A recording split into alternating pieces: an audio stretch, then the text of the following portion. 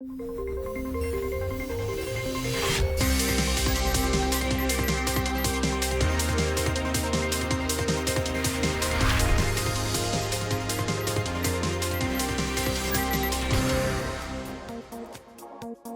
вечер. В студии Тимур Бекмурзин. Время реальной экономики.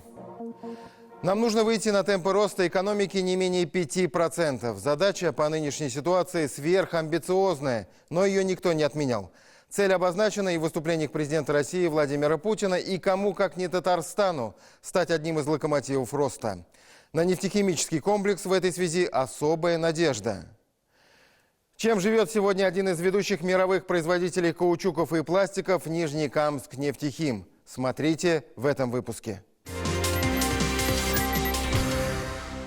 Экология как приоритет развития. В Казани на коллегии Волжско-Камского управления Росприроднадзора обсудили насущные вопросы сохранения окружающей среды. Какие комплексные решения здесь предложили нефтехимики Татарстана?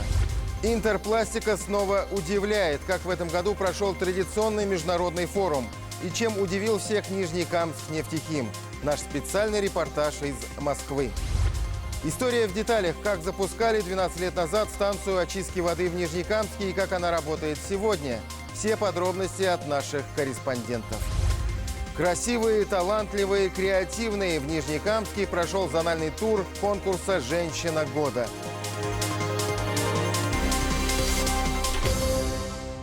Серьезный задел на будущее был сделан в последние годы в плане проведения большого числа различных мероприятий природоохранной деятельности. Какие это мероприятия и программы? Какие средства и инвестиции затрачены? Об этом, в частности, говорили на коллегии Волжско-Камского управления Росприроднадзора, которое прошло в Казани.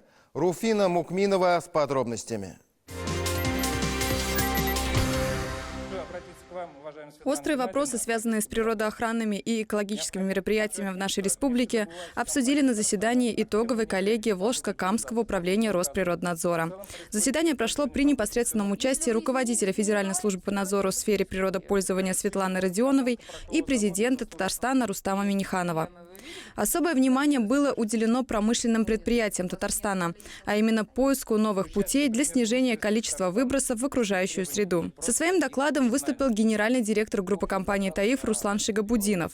Он рассказал, что входящие в группу компаний предприятия осознают всю ответственность и регулярно внедряют новые программы по охране окружающей среды. Выполняется пилотный проект по Нижнекамску по созданию цифровой интерактивной карты расчета рассеивания загрязняющих веществ от всех источников. Это вот было сделано, показано на презентации. Мы в нее планируем интегрировать все данные результатов всех инвентаризаций и данные непрерывного контроля выбросов со всех источников, чтобы получать в режиме онлайн объективную картину состояния атмосферного воздуха и влияния на него наших предприятий. Общие инвестиции в охрану окружающей среды предприятиями группы компании «Таиф» за последние 3 года составили более 19 миллиардов рублей. Это без учета вложений на модернизацию и строительство новых современных предприятий, ввод которых тоже приведет к снижению негативного действия на окружающую среду. Огромная работа стоимостью более 3 миллиардов рублей выполнена на Нижнекамск нефтехиме. Проведена реконструкция биологических очистных сооружений, которые предназначены для очистки промышленных и городских стоков. Работа проводилась поэтапно, без остановки снижения качества очистки сточных вод. В 2019 году были начаты работы по замене мазутной котельной на газовую. Это позволит сократить выбросы в атмосферу на 75% по сравнению со старой котельной. Также на 44% снизятся затраты на потребление и доставку топлива для обслуживания котельной. Экология – это вопрос постоянный, и мы им очень внимательно и постоянно занимаемся. У нас на предприятии уже 4-я экологическая программа внедряется, то есть, соответственно, по ним мы идем, по этим программам.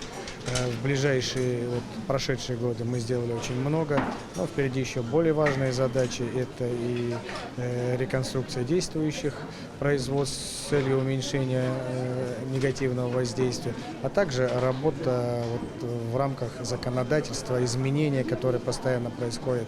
То есть это документальное оформление, то, чем будем заниматься в ближайшие годы. К счастью, те времена, когда Нижнекамск был красной точкой на экологической карте Татарстана, прошли.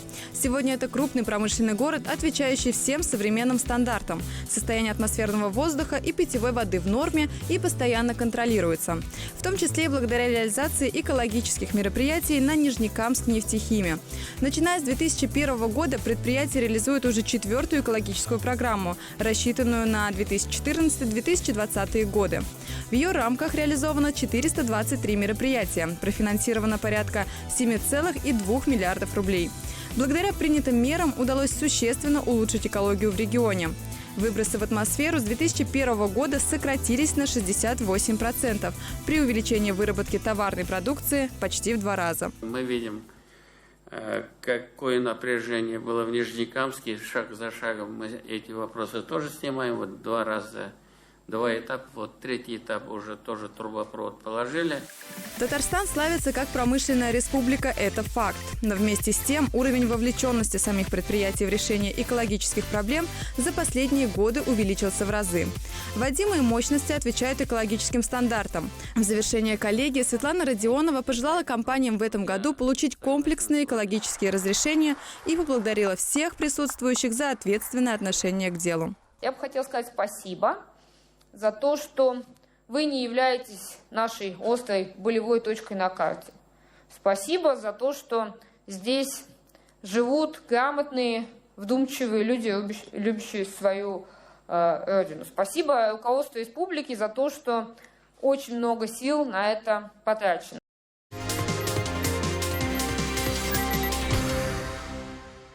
Мы не зря говорим о комплексных экологических решениях и программах для Нижнекамска. Только такой подход в таком непростом с экологической точки зрения регионе может иметь право на успех. И это доказано практикой. Давайте вспомним, что год 2019 стал для нефтехимиков во многом знаковым. Ведь именно в прошлом году была полностью завершена масштабная реконструкция биологических очистных сооружений. Запуск объекта оказал самое благоприятное влияние на экологическую обстановку во всем городе. Но давайте вспомним, что таким же историческим было решение в свое время о строительстве станции очистки воды. Ее запустили 12 лет назад, в 2007 году. На открытии первый президент Татарстана Ментимер Шамиев сказал очень важные слова. Можно сказать, для Нижнекамска они стали пророческими. Регион развивается промышленность нефтехимическая. Я уже однажды говорил, неустанно мы будем говорить и делать. Любое новое производство, которое привязываем мы сейчас здесь, оно экологически чистое, а то еще одновременно мы в проектах предусматриваем определенные улучшения действующих производств в экологическом плане. Это наша генеральная линия, это наша обязанность и забота о наших людях. Стоит отметить, что отсутствие качественной питьевой воды для Нижнекамска было проблемой застарелой и крайне болезненной. Более того, изначально никакая станция очистки воды в городе не планировалась. Считалось, что несколько нитей водоводов из соседних набережных Челнов хватит, чтобы удовлетворить потребности и населения, и предприятий нефтехима. Время шло, и стало очевидно, что советские архитекторы, проектировщики ошиблись. Возможно, они не предполагали, что Нижнекамск будет расти и развиваться такими грандиозными темпами. Как принималось, а главное, как было реализовано это важнейшее решение. И как работает станция сегодня, спустя 12 лет, и какую громадную пользу приносит всем. В продолжении программы. На рубеже веков в Нижнекамске была поистине необъявленная социальная катастрофа. Только представьте себе густо растущий город, куда на большую стройку съезжаются жители из разных уголков России. И без воды. Отметим, что не было не просто питьевой воды, но по рассказам очевидцев, в этой воде нельзя было ни стирать вещи, ни купаться. 41 год Нижнекамск был вынужден жить именно так, вспоминают старожилы города. Когда стирали в те годы Только вроде бы все скипятил, начинаешь полоскать, и идет ржавая вода. Из совсем глубокого детства я помню, что иногда, набирая ванны, в ванной была не всегда прозрачная вода, а такого зеленоватого цвета, желтоватого цвета. Вода в Нижнекамск поступала из набережных Челнов по 2 линиям водоводов. Они проходили через промзону, где часть воды забирали предприятия, а оставшаяся поступала в город. Но ее не хватало и приходилось смешивать с технической, осветленной, гиперхлорированной, то есть содержащей больше хлора водой. Цветность уменьшалась, вода обеззараживалась. И, в общем-то, получалась довольно гремучая смесь, пить которую не рекомендовалось. Станцию очистки воды ждали очень долго. И ждали все, потому что у нас вода поступала с Челнинского водозабора, смешивалась здесь с фильтрованной камской водой с Красного Ключа, которую фильтровала Нижнекамск-Нефтехим. И получается, у нас в город подавалось 50% чистой, 50% фильтрованной воды. Состояние качества воды водопроводной в городе оставляло желать лучшего. Да, это была такая мутноватая техническая вода с резким характерным запахом хлорки.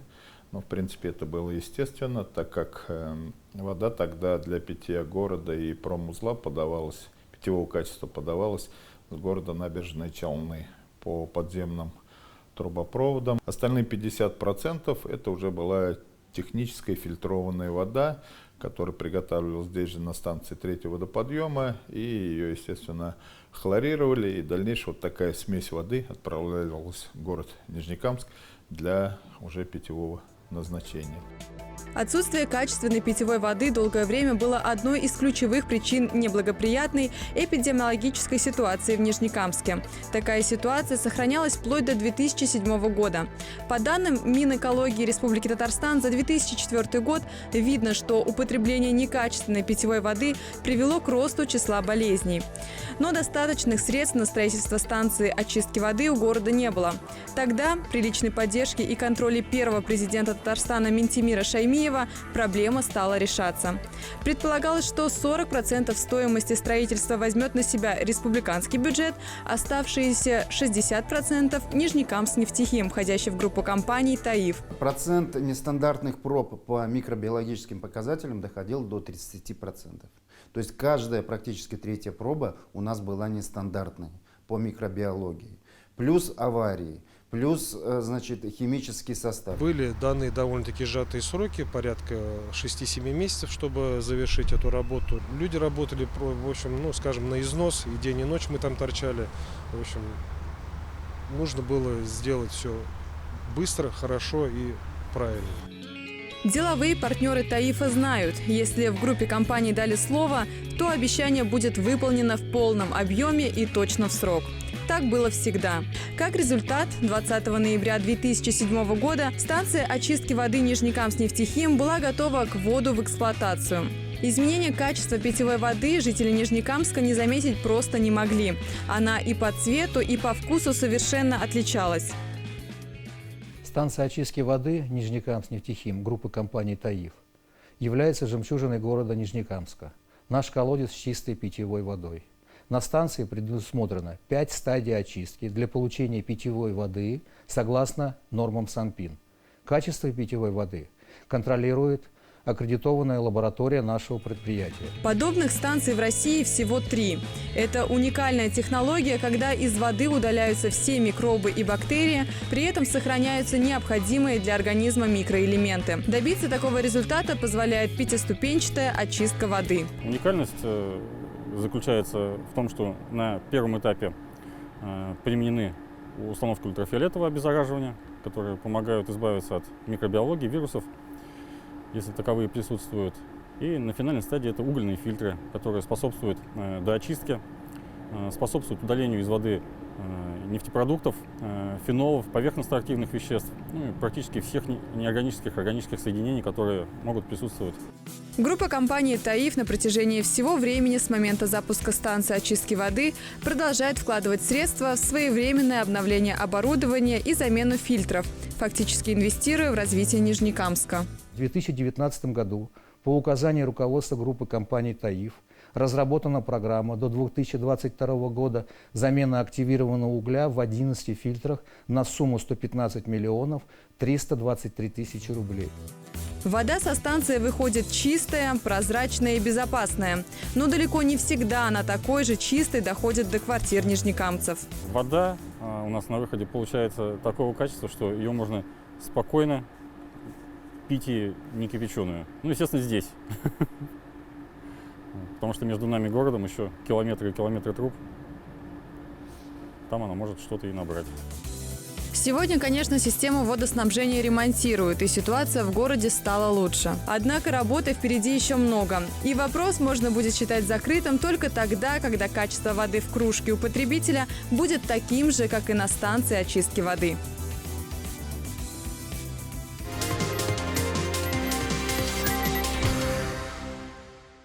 Если говорить о глобальных тенденциях мировой нефтехимии, задача для нашего Нижнекамск-нефтехима сложная, но выполнимая. Нижнекамцы не стесняются озвучивать эту цель – стать серьезным игроком на рынке нефтехимической продукции в Европе и в мире. Прежде всего в таких сегментах, как производство синтетических каучуков и пластиков. Сказать, что эта цель амбициозная, значит не сказать ничего. И в то же время мы не должны принижать свои возможности, ведь в том же производстве синтетических каучуков Нижнекамск входит в первую десятку мировых производителей. В этом смысле очень важно правильно оценивать свое положение в мире, сохранять контакты с партнерами и конкурентами. Поэтому Нижнекамск нефтехим всегда принимает самое активное участие во всех форумах, саммитах, выставках, особенно международных. Ну а Интерпластика – это выставка для российских производителей полимеров номер 1. Как она прошла и чем запомнилась в этом году, Руфина Мукминова расскажет. Специализированная выставка пластмасс и каучуков «Интерпластика-2020» вот уже в 23-й раз собирает крупнейших представителей отрасли на одной площадке. Эта площадка предназначена для того, чтобы переработчики и производители смогли встретиться, что называется, лицом к лицу и договориться о взаимовыгодном сотрудничестве.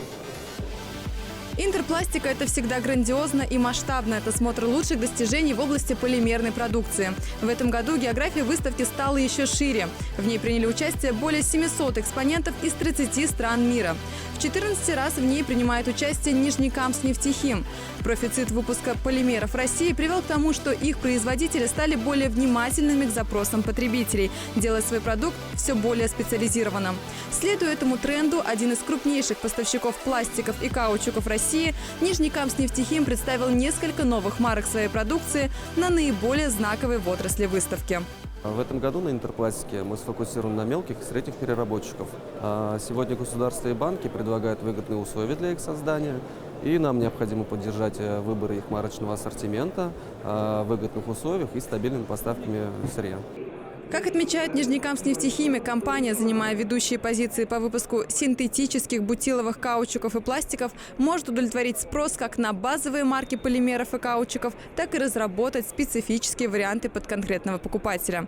Новый марочный ассортимент является производным из общеизвестных марок, но с другими точечными показателями, необходимыми для удовлетворения отдельных требований потребителей и замещения импортных поставок.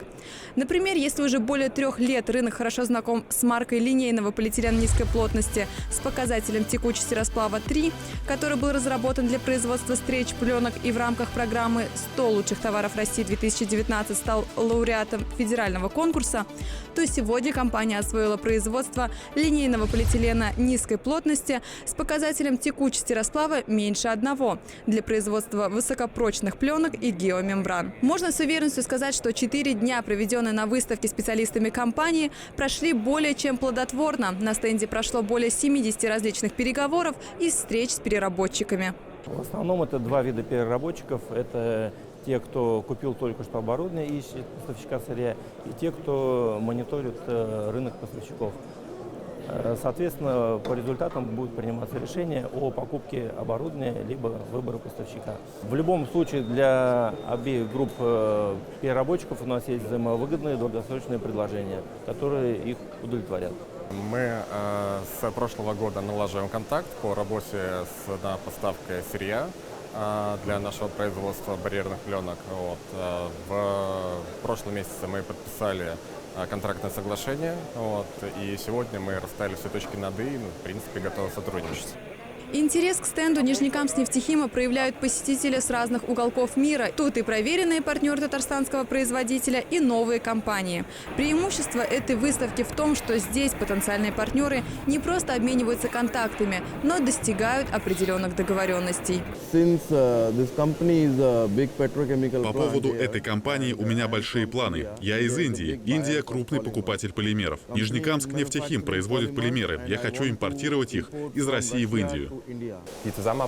Мы в первый раз на этой выставке, и очень интересно познакомиться с новыми фирмами. С Нижнекамск-нефтехим мы уже работаем. Здесь есть возможность подробнее познакомиться со всеми видами их продукции и достичь дополнительных договоренностей.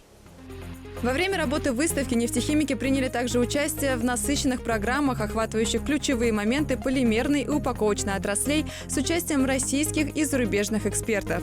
Посетили дискуссионную площадку специального проекта Recycling Solution, узнали о тенденциях рынка аддитивных технологий, познакомились с последними разработками отрасли, а также поделились собственным опытом. Избыточное производство пластиков в России привело к тому, что настала эпоха переработчиков. И сейчас самое время развивать переработку. И те переработчики, которые хотят лучших условий на сотрудничество, кто настроен на долгосрочные отношения, кто хочет независимости от внешних поставок, приходит к нам, Нижнекамск-нефтехим. На этой выставке Нижнекамск-нефтехим в очередной раз зарекомендовал себя как один из лучших производителей полимерной продукции в России, готовый предоставить своим партнерам лучшие условия для сотрудничества. За широкий ассортимент и высокое качество представленной продукции организаторы выставки «Интерпластика-2020» отметили Нижнекамск-нефтехим дипломом. Внимание, важная информация. С 28 февраля по 1 марта в Нижнекамске на базе детского оздоровительного лагеря «Юность» ПАО «Нижнекамск-нефтехим» проведет молодежный форум «Будущее за нами». Это очередное важное мероприятие нефтехимиков с целью налаживания более тесных связей с учебными заведениями Татарстана и России для привлечения на работу профессиональных кадров. В форуме примут участие студенты учебных заведений страны и работающая молодежь предприятия. Соберутся более 200 участников, в числе которых будут приглашенные эксперты и известные блогеры. В рамках молодежного форума пройдут образовательные мастер-классы, дискуссии и развлекательно-интеллектуальные игры, экскурсия по территории предприятия и встреча с руководством и специалистами ПАО «Нижнекамск-нефтехим».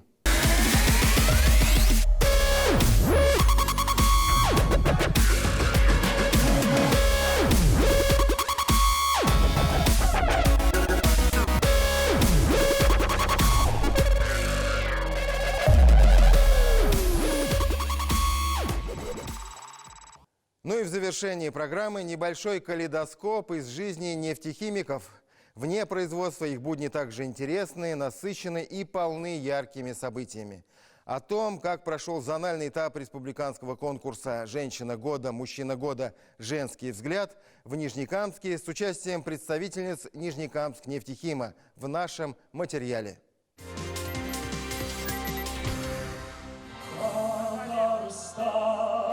В Нижнекамске прошли зональные этапы республиканского конкурса «Женщина года». В этом году участницы решили посвятить свои выступления 75-летию победы Советской армии в Великой Отечественной войне. 10 участниц подготовили свои номера, чтобы показать, что они обладают не только безграничной любовью к своей профессии, но и красотой души и творческим потенциалом. Со сцены звучали стихи и песни, которые порой пробирали зрителей до слез. Как блестяще сегодня современная женщина со всем этим огромными обязанностями справляется.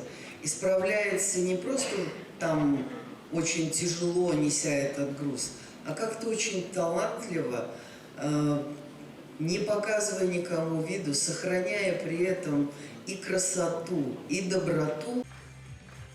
Традиционно конкурс проводится по 11 номинациям. Восхищение и бурю оваций вызвала участница под номинацией «Героиня третьего возраста». Галанова Екатерина Павловна, ветеран Великой Отечественной войны. Темп любой в семье порядок. Конкурсантки, представляющие Нижнекамск нефтехим, тоже отличились почетными местами. Гульнара Гильманова, машинист компрессорных установок, стала первой в номинации «Моя судьба, моя профессия». Девушка покорила членов жюри своей искренностью. Поддержала участницу на сцене вся ее дружная семья, отчего выступление получилось еще более душевным. Конечно, приятно, что на химии столько женщин много, а выбрали вот нас двоих сегодня на этот конкурс. Это, конечно, очень приятно. Ну, эмоций, конечно, много, все-таки и волнение какое-то. Вторая конкурсантка, которая представила нефтехимиков Нижнекамска, заведующая складом энергостанции Ольга Ланцова. Кроме своей основной деятельности, Ольга – командир поискового отряда «Нефтехимик», который за время существования поднял свыше 800 погибших воинов. Узнав о тематике конкурса, она просто не могла его пропустить. По итогам зонального этапа Ольга стала первой в номинации «Женщина-пример года». Мы будем помнить всех, кто защищал нас стойко, своих любимых, близких и родных. Для меня это впервые такой конкурс, и очень, конечно, хотелось тоже принять участие, тем более в честь 70-летия Победы и тем, чем мы занимаемся, показать свою работу, показать свой отряд.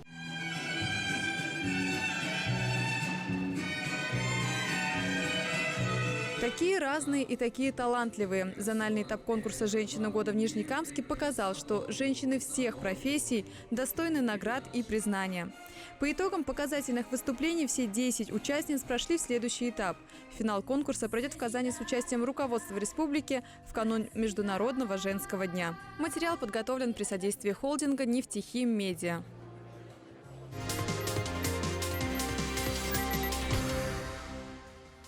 И на этом у нас все. С вами была программа «Реальная экономика» и я, Тимур Бекмурзин. Удачи в делах и финансового благополучия. Встретимся на телеканале «Новый век».